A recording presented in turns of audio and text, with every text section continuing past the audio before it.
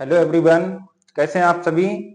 I hope आप सभी बढ़िया होंगे और आपकी पढ़ाई एकदम बेहतरीन तरीके से चल रही होगी। जैसा कि हमें मालूम है, अभी तक हमने जो है 10th क्लास के फिजिक्स के 2 चैप्टर पढ़ लिए हैं, फर्स्ट और सेकंड। आज हमारा जो चैप्टर स्टार्ट होगा वो 10th क्लास का थर्ड चैप्टर स्टार्ट होगा, जिसका नाम है विद्युत।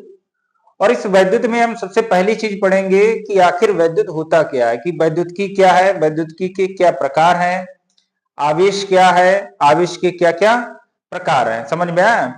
कैसे जो है किसी तार में धारा का प्रवाह होता है, ये सब चीजें आज हम पढ़ेंगे। तो सबसे पहला जो पॉइंट हमारा रहेगा इस चैप्टर में, वो सबसे पहला पॉइंट रहेगा कि जो है वैद्युतिकी क्या है। सबसे पहला पॉइंट क्या रहेगा? वैद्युतिकी क्या है। तो इसमें सबसे पहली हेडिंग लिखेंगे हम वैद्युतिकी। हेडिंग हमें लिखना है वैद्युतिकी।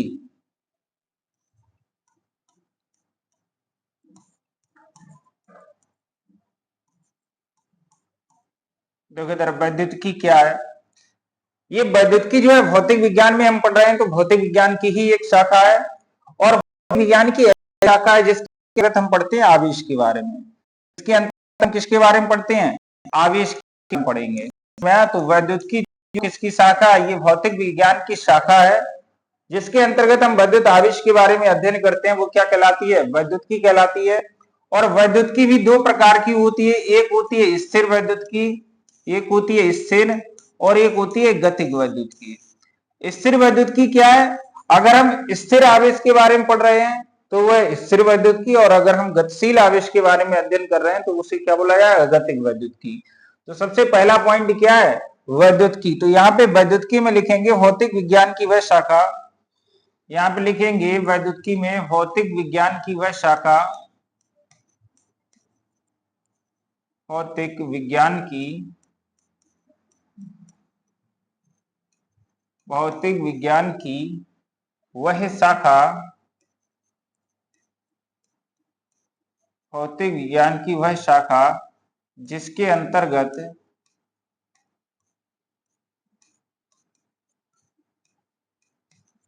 जिसके अंतर्गत वैद्युत आवेश के बारे में,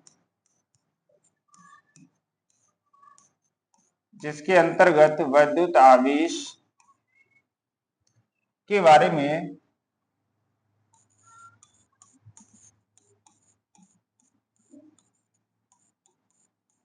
अध्ययन किया जाता है।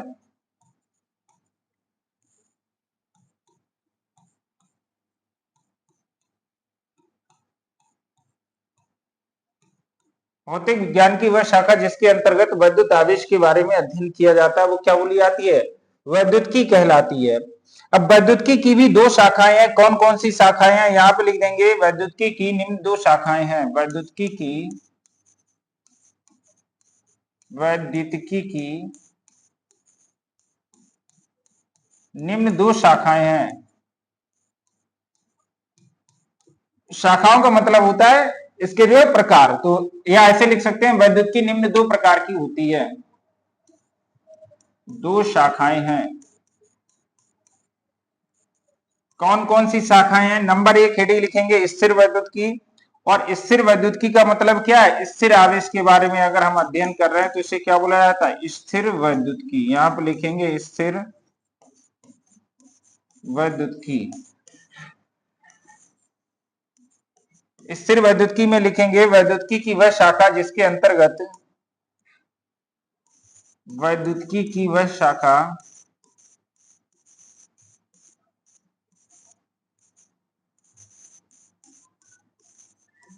वह शाखा जिसके अंतर्गत,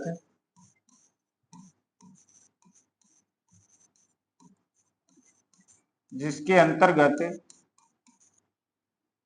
स्थिर आवेश के बारे में अध्ययन किया जाता है।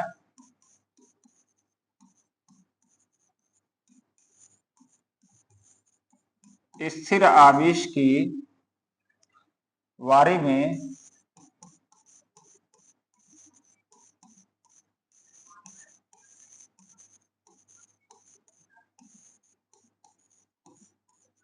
अध्ययन किया जाता है।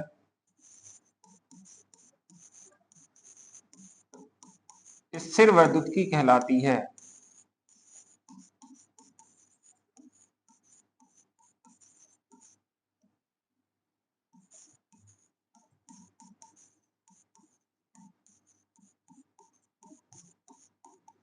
सीधी सी बात यह है कि अगर स्थिर आवेश के बारे में अध्ययन करेंगे तो कौन सी विद्युत है, स्थिर विद्युत की। और अगर गतिशील आवेश के बारे में अध्ययन करेंगे तो कौन सी विद्युत की है, गतिक विद्युत की। और गतिक विद्युत की कोई बोला जाता है धारा विद्युत की। तो यहाँ पे दूसरा लिखेंगे, यहाँ पे गतिक विद्युत की, गतिक विद्युत की।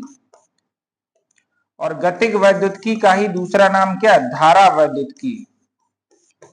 लिखना है तो लिख लेना है, गतिक वैद्युत की अथवा धारा वैद्युत की। तो यहां लिखेंगे वैद्युत की वह शाखा जिसके अंतर्गत गतिशील आवेश के बारे में अध्ययन किया जाता है। वैद्युत की वह शाखा जिसके अंतर्गत किसके बारे में अध्ययन किया जाता है, गतिशील आवेश के बारे में अध्ययन किया जाता है। कौन सी गति की क्या बोला जाएगा, गतिक वैद्युतिकी कहलाती है। तो लिखेंगे वैद्युतिकी की वह शाखा जिसके अंतर्गत गतिशील आवेश के बारे में, स्थिर जय पे क्या हो जाएगा, स्थिर जय पे हो जाएगा, गतिशील आवेश के बारे में अध्ययन किया जाता है। कौन सी वैद्युतिकी कहलाती है, गतिक वैद्युतिकी कहलाती है, गतिक वैद्युतिकी कहलाती है। समझ में आया, बहुत सी सीधी सी बात है। गतिशील आवेश के बारे में अगर अध्ययन कर रहे हैं तो कौन सी वैद्युतिकी है, गतिक वैद्युतिकी है। और अगर हम स्थिर आवेश के बारे में अध्ययन कर रहे हैं तो कौन सी वैद्युतिकी है, स्थिर वैद्युतिकी है। दोनों पॉइंट हो गए क्लियर। वैद्युतिकी क्या है, जिसके अंतर्गत आवेश के बारे में अध्ययन कर रहे हैं करेंगे, वो क्या है, वैद्युतिकी है। अब ये तो हमने पढ़ लिया है कि वैद्युतिकी क्या है, स्थिर वैद्युतिकी क्या है, गतिक वैद्युतिकी क्या है। लेकिन वैद्युतिकी, इन सभी वैद्युतिकी में ये है कि आवेश के बारे में अध्ययन करते हैं। तो हमें सबसे पहली चीज जो है, अब स्टार्टिंग जब हम चैप्टर करेंगे तो हमें सबसे पहला पॉइंट क्या पता हो, आवेश के बारे में पता हो कि आवेश क्या होता है। ठीक है ना, सबसे पहला पॉइंट क्या पता हो, आवेश के बारे में पता हो। क्योंकि हमें मालूम है इसमें भी बोला है आवेश के बारे में अध्ययन, इसमें भी बोला आवेश के बारे में अध्ययन, इसमें भी बोला आवेश के बारे में अध्ययन। तो हमें सबसे पहला पॉइंट जो है वो क्या पता हो कि आवेश पता हो कि आवेश क्या होते हैं और इसके जो है क्या क्या प्रकार होते हैं। तो पॉइंट यहाँ पे अब हम लिखेंगे वैद्युत आवेश।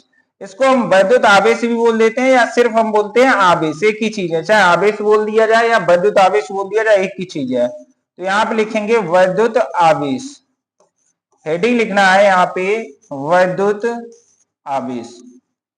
देखेंगे वैद्युत आवेश क्या है। पहला तो इसका जो बेसिक चीजें हैं, छोटी छोटी चीजें, वो याद हो कि आवेश को हम प्रदर्शित करते हैं क्यू से। पहला पॉइंट ये पता हो कि आवेश को हम किससे प्रदर्शित करते हैं, क्यू से। इसे स्मॉल क्यू से भी प्रदर्शित कर देते हैं और इसे कैपिटल क्यू से भी प्रदर्शित करते हैं। दूसरे नंबर पे ये पता हो कि ये कैसी राशि है, ये एक अदिश राशि है और इसका जो मात्रक है वो है कूलाम। ये बहुत छोटी सी चीज है, सबसे पहले तो है ये वाली चीज भी हमें पता हो। ठीक है, आवेश क्या है वो बाद में, पहले आवेश को हम किससे प्रदर्शित करते हैं, आवेश को हम प्रदर्शित करते हैं क्यू से। वो हमें कैपिटल क्यू भी मिल सकता है और स्मॉल क्यू भी मिल सकता है। और ये जो आवेश राशि है वो कैसी राशि है, अदिश राशि है और इसका जो एसआई मात्रक है वो क्या है, कूलाम है। और भी इसके मात्रक है वो भी अभी हम लिखेंगे। होता क्या है आवेश, वो समझेंगे। देखो इधर, आवेश किसी भी वस्तु का एक ऐसा गुण होता है जिसके कारण वह दूसरी वस्तु पर क्या लगाता है, बल लगाता है। समझ में आया, क्या लगाता है, बल लगाता है, या किसी दूसरी वस्तु को अपनी ओर क्या करता है, आकर्षित करता है। या ऐसे बोल देंगे कि कोई दो वस्तुएं हैं, उन वस्तुओं को आपस में रगड़ेंगे और वस्तुओं को आपस में रगड़े जाने पर उसमें छोटे छोटे कणों को अपनी ओर आकर्षित करने का गुण आ जाता है। इसी गुण को क्या बोला जाता है, वैद्युत आवेश कहते हैं। जैसे देखा होगा आप लोगों ने कि कंघा जो होता है, कंघे को अगर सर में ऐसे ऐसे ऐसे ऐसे रगड़ेंगे और जमीन में ले जाएंगे तो जमीन में ले जाने पर होता क्या है कि जो धूल या मिट्टी के छोटे छोटे कण हैं वो उनमें क्या हो जाते हैं, वो उसमें चिपक जाते हैं। वो क्यों चिपक जाते हैं, वो इसी वजह से चिपक जाते हैं क्योंकि आवेश के कारण चिपक जाते हैं। समझ में आया, वो पदार्थ आवेशित हो जाता है, रगड़ने पर वो पदार्थ या वो कंघा कैसा हो जाता है, आवेशित हो जाता है और इसी प्रकार जो है वो क्या हो जाते हैं, एक दूसरे को आकर्षित करने लगते हैं।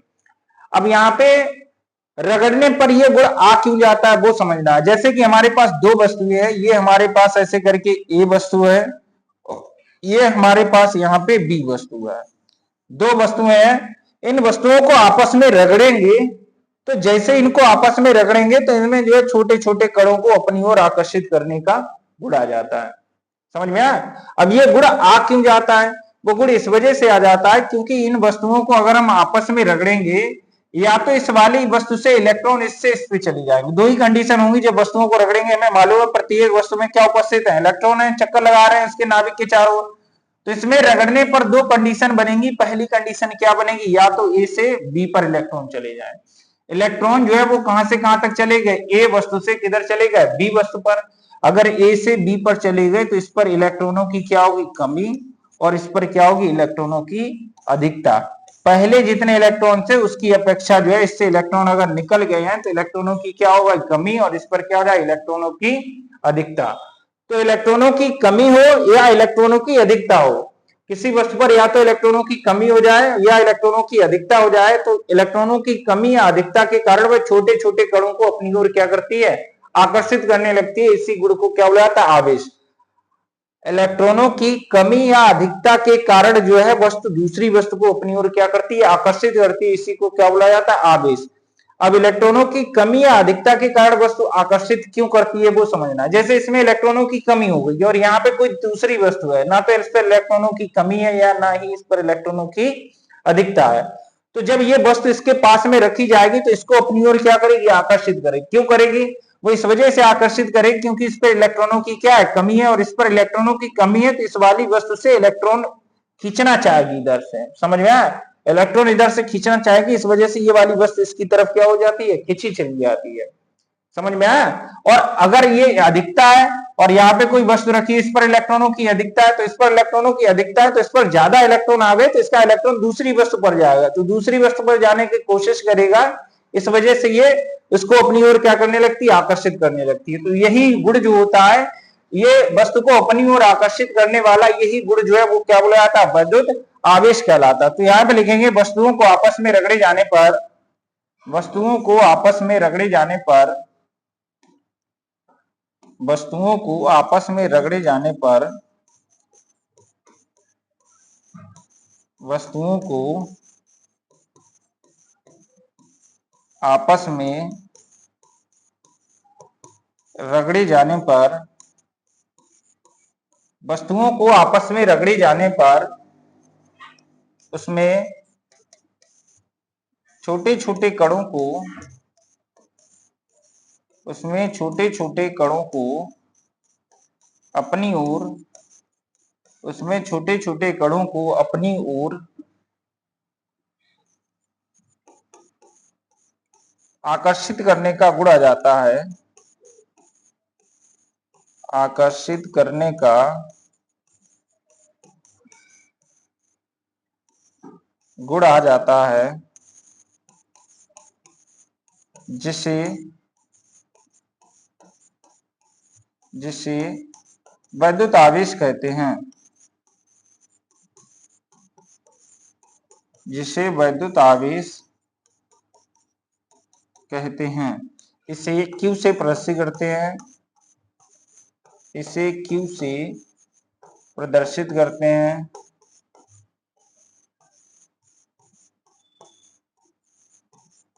यह एक अदिश राशि है,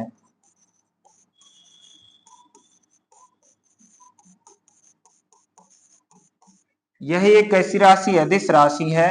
मात्रक भी लिख देंगे, इसका मात्रक, इसका एसआई मात्रक, इसका एसआई मात्रक है कूलाम, इसका एसआई मात्रक कूलाम, अथवा एक और मात्रक है कूलाम अथवा एम्पियर सेकंड है। दोनों मात्रक याद रखने हैं, दोनों एसआई मात्रक है और इसके दोनों एसआई मात्रक क्या है, या तो या इसका मात्रक है कूलाम और या क्या इसका एसआई मात्रक है कूलाम अथवा है एम्पियर सेकंड। ये हो जाएगा आवेश से संबंधित चीजें।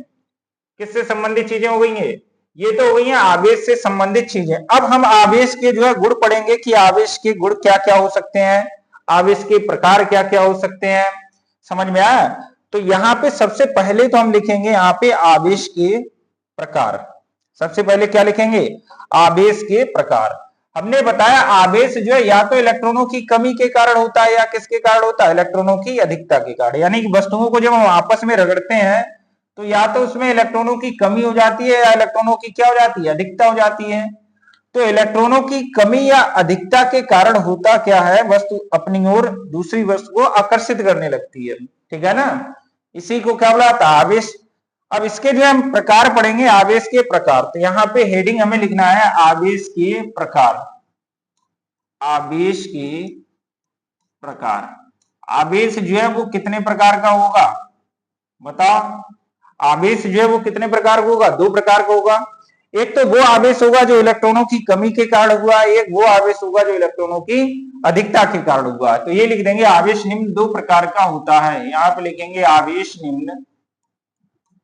आवेश निम्न कितने प्रकार का होता है, दो प्रकार का होता है, दो प्रकार का होता है। अब कौन कौन सा दो प्रकार का होता है, नंबर एक होता है धनावेश और दूसरे नंबर पे होता है ऋणावेश। तो सबसे पहला पॉइंट यहाँ पे लिख देना है धनावेश। पहला पॉइंट क्या लिख देना है, धनावेश। और धनावेश में हमें लिखना है क्या होता है, जैसे कि हमने बताया ये एक वस्तु है और ये दो दूसरी वस्तु, ये है ए वस्तु और ये क्या है, बी वस्तु। समझ में आया। इस पर इलेक्ट्रॉनों की कोई हुई है कमी और इस पर इलेक्ट्रॉनों की हुई है अधिकता। एक पर इलेक्ट्रॉनों की कमी हुई है और एक पर इलेक्ट्रॉनों की क्या हुई है, अधिकता हुई है। तो ये भी आवेशित हो जाएगी, ये भी आवेशित हो जाएगी, ये आवेश अलग होगा, ये आवेश अलग होगा। ये आवेश के प्रकार समझने से पहले पहले ये समझ लेना इलेक्ट्रॉन। तो इलेक्ट्रॉन याद रखना, इलेक्ट्रॉन जो है ऋणावेशित कण है। इलेक्ट्रॉन जो है वो कैसा होता है, इलेक्ट्रॉन माइनस कण होता है। देखो उधर, यदि वस्तु पर इलेक्ट्रॉनों की कमी हुई है, यदि वस्तु पर क्या हुई है, इलेक्ट्रॉनों की कमी, तो वह वस्तु धनावेशित होती है। अगर वस्तु पर इलेक्ट्रॉनों की कमी हो रही है तो वो वस्तु कैसी है, धनावेशित। और अगर इलेक्ट्रॉनों की अधिकता है तो वो वस्तु कैसी हो गई है, ऋणावेशित।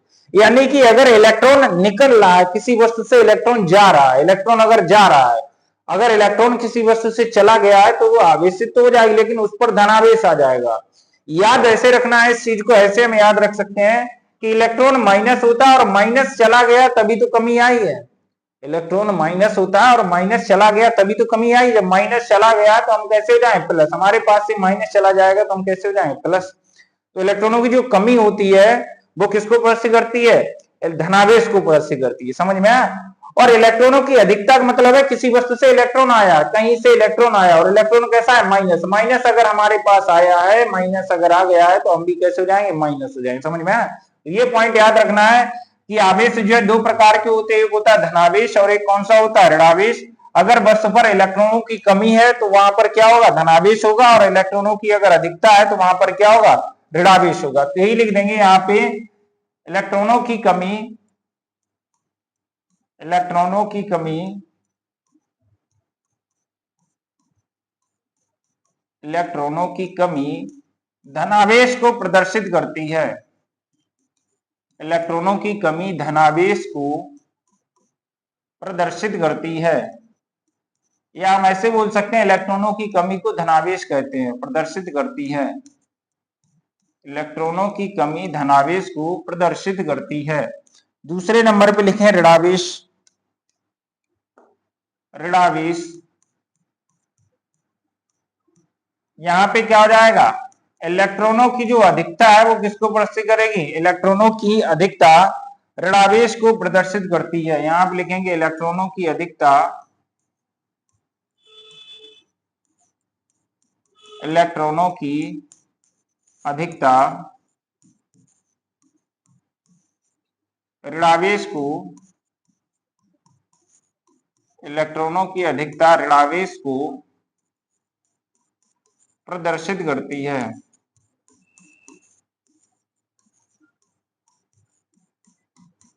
प्रदर्शित करती है, दो हो जाएंगे, इलेक्ट्रॉन की कमी और इलेक्ट्रॉन की अधिकता। अब यहां पे गुण लिख देना, आवेशों के गुण। हेडिंग लिख देना हमें आवेशों के गुण। पॉइंट यहां पे नोट करके लिख देना, आवेशों के, आवेशों के गुण। देखो इधर आवेशों के गुण क्या क्या हैं। पहला तो यही गुण हो जाएगा, अगर समान प्रकार के आवेश हैं, अगर आवेश हमारे पास कैसे हैं, समान प्रकार से, या तो प्लस प्लस या माइनस माइनस, तो समान प्रकार के आवेश एक दूसरे को प्रतिकर्षित करेंगे और विपरीत प्रकार के आवेश एक दूसरे को क्या करेंगे, आकर्षित करेंगे। जैसे अगर प्लस प्लस है, ये प्लस प्लस है, एक दूसरे को क्या मारेंगे, धक्का मारेंगे। समझ में आया। और अगर माइनस माइनस है ये भी एक दूसरे को क्या करेंगे, माइनस माइनस भी एक दूसरे को क्या करेंगे, धक्का मारे यानी प्रतिकर्षित करेंगे। और एक प्लस है और एक माइनस है तो ये एक दूसरे को क्या करेंगे, आकर्षित करेंगे। यानी अपोजिट वाले जो होते हैं वो एक दूसरे को क्या करते हैं, आकर्षित करते हैं, और समान प्रकार के जो है वो क्या होते हैं, वो एक दूसरे को क्या करेंगे, प्रतिकर्षित करेंगे। तो यहाँ पे लिखेंगे आवेशों के गुण, यहाँ पे लिख देना है आवेशों के निम्नलिखित गुण हैं। पहला पॉइंट लिख देना है समान प्रकार के आवेश, समान प्रकार के आवेश, समान प्रकार के आवेश एक दूसरे को क्या करते हैं, समान प्रकार के आवेश एक दूसरे को प्रतिकर्षित करते हैं, प्रतिकर्षित करते हैं तथा विपरीत प्रकार के आवेश, तथा विपरीत प्रकार के आवेश, विपरीत प्रकार के आवेश एक दूसरे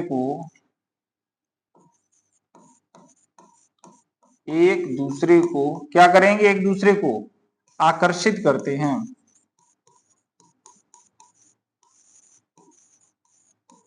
आकर्षित करते हैं। दूसरा लिख देंगे आवेश एक अदिश राशि है, आवेश एक अदिश राशि है। अगर हमसे बोला जाए आवेश कैसी राशि, ये भी तो गुण में ही आएगा, तो आवेश कैसी राशि है, आवेश एक अदिश राशि है। ठीक है, अगला लिखेंगे अगर कोई वस्तु आवेशित हो रही है तो उसका द्रव्यमान बदल जाएगा। समझ में आया, अगर किसी वस्तु को हम आवेश दे रहे हैं, आवेश देने पर वस्तु का द्रव्यमान क्या हो जाएगा, बदल जाएगा। तो यही चीज लिख देंगे किसी वस्तु को आवेशित करने पर, किसी वस्तु को क्या करने पर, आवेशित करने पर, किसी वस्तु को आवेशित करने पर उसका द्रव्यमान, किसी वस्तु को आवेशित करने पर उसका द्रव्यमान बदल जाता है, बदल जाता है। अब क्यों बदल जाता है वस्तु को आवेशित देने पर, क्योंकि हमने बताया था वस्तु आवेशित तभी होगी या तो वस्तु पर इलेक्ट्रॉनों की कमी हो या वस्तु पर इलेक्ट्रॉनों की क्या हो, अधिकता हो। मान लिया इस वस्तु को आवेशित कर रहे हैं तो या इससे इलेक्ट्रॉन दे रहे हैं, इसे इलेक्ट्रॉन दे रहे हैं, तो इलेक्ट्रॉन देंगे तो इलेक्ट्रॉन का कुछ ना कुछ आवेश होगा, तो इसे जितना आवेश दिया इलेक्ट्रॉन देंगे, यानी इलेक्ट्रॉन की कमी होगी।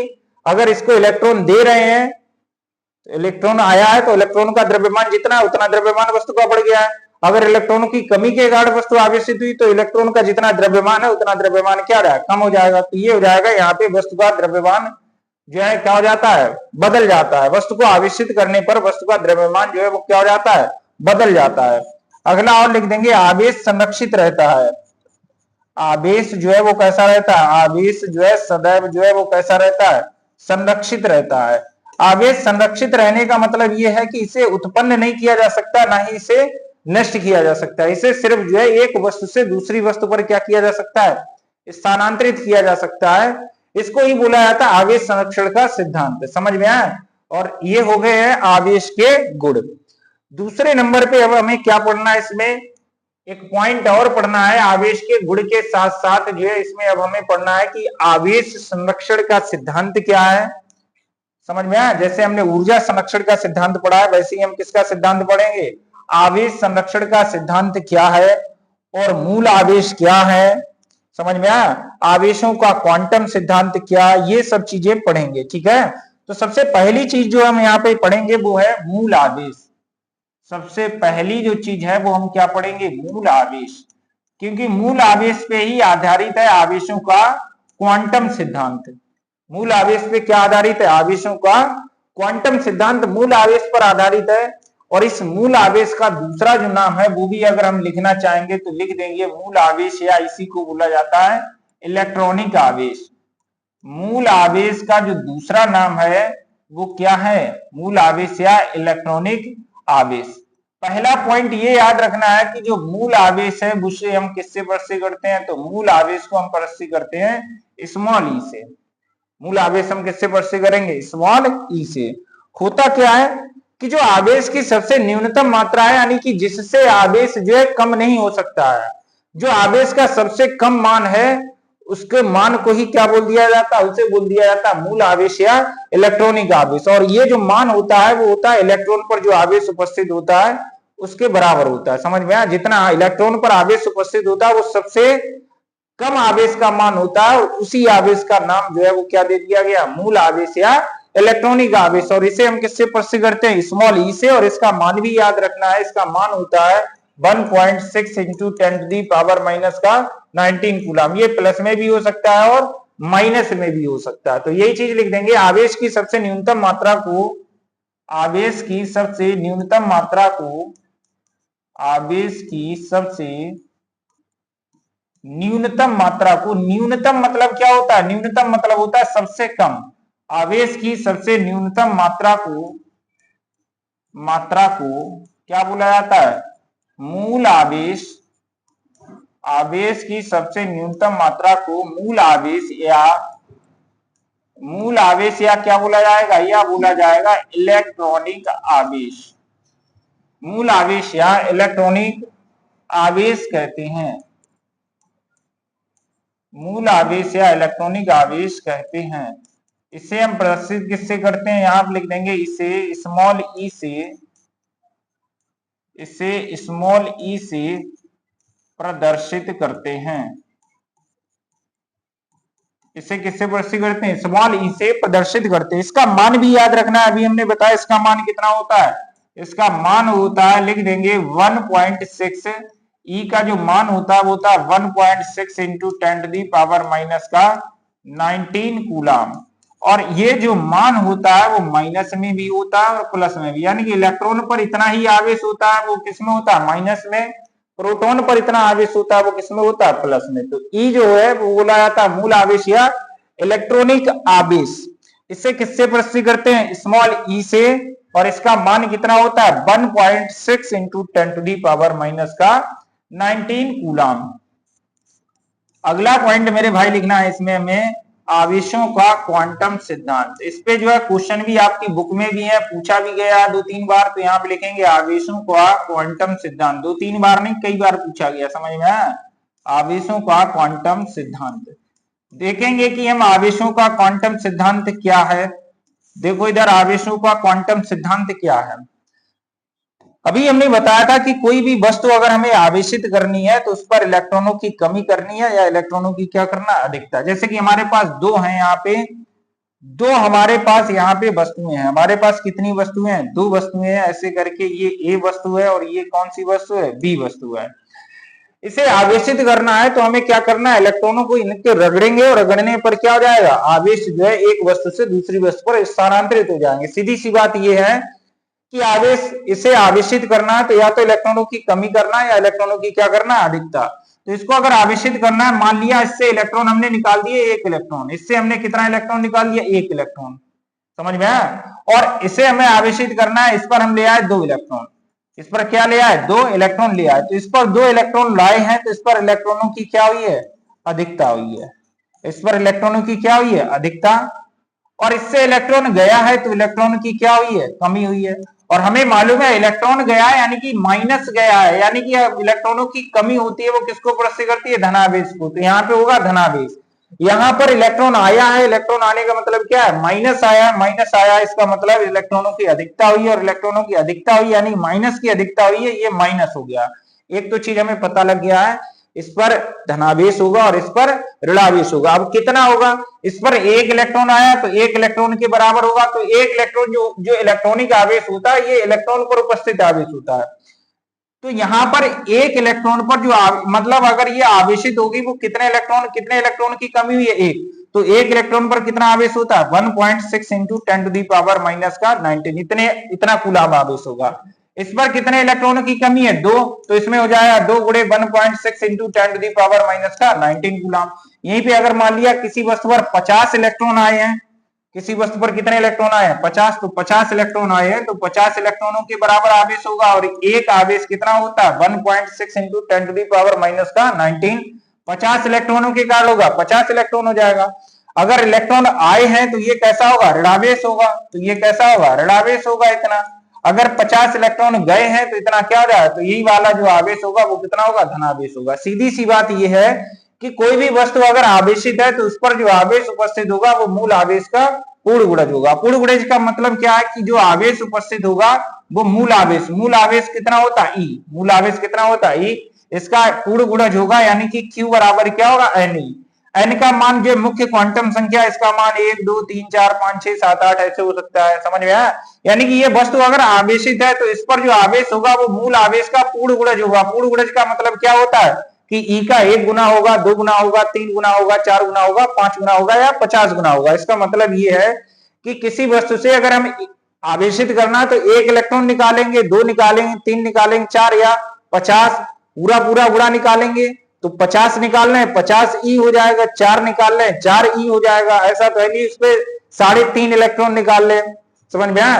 तो पूर्ण गुणज होगा, ई का जो कैसा होगा वो पूर्ण गुणज होगा। इसी को क्या बोला जाता है, आवेशों का क्वांटम सिद्धांत। तो यहां पे लिखेंगे किसी वस्तु पर उपस्थित आवेश की मात्रा, यहां पे लिखेंगे किसी वस्तु पर उपस्थित आवेश की मात्रा, किसी वस्तु पर उपस्थित आवेश की मात्रा, किसी वस्तु पर उपस्थित आवेश की मात्रा, आवेश की मात्रा मूल आवेश का, किसी वस्तु पर उपस्थित आवेश की मात्रा मूल आवेश का कैसी होती है, पूर्ण गुणज होती है, पूर्ण गुणज होती है। इसे ही आवेशों का, इसे ही आवेशों का क्या बोला जाता है, क्वांटम सिद्धांत कहते हैं। इसे ही आवेशों का क्वांटम सिद्धांत कहते हैं।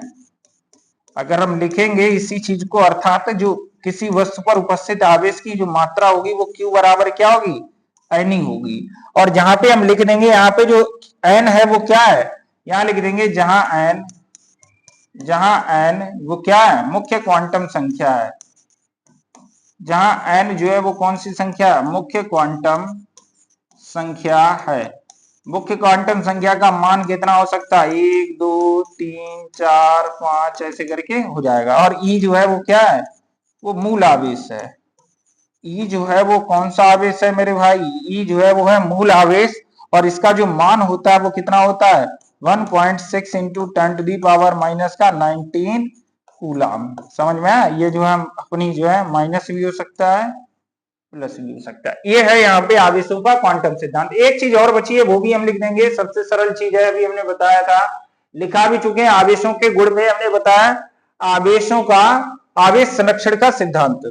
क्या लिखा है था हमने, आवेश संरक्षण का सिद्धांत। इस चीज को कैसे समझेंगे, आवेश संरक्षण का सिद्धांत। अभी हमने बताया था कि जो आवेश है ना तो उत्पन्न किया जा सकता है, और आवेश को ना ही क्या किया जा सकता है, ना ही इसे नष्ट किया जा सकता है। ना तो आवेश को उत्पन्न किया जा सकता है और ना ही आवेश को नष्ट किया जा सकता है। इसे ही क्या बोला जाता है, आवेश संरक्षण का सिद्धांत कहते हैं। तो हेडिंग लिख के जो है यही लिख देंगे, यहाँ पे लिखेंगे आवेश संरक्षण का सिद्धांत।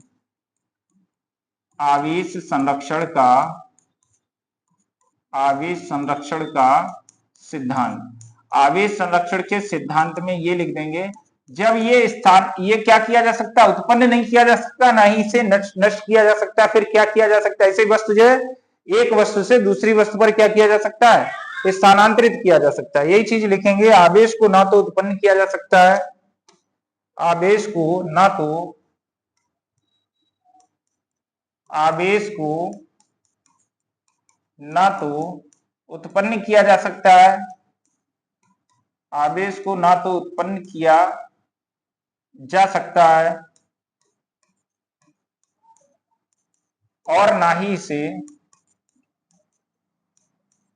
और ना ही इसे नष्ट किया जा सकता है, ना ही इसे नष्ट किया जा सकता है। इसे केवल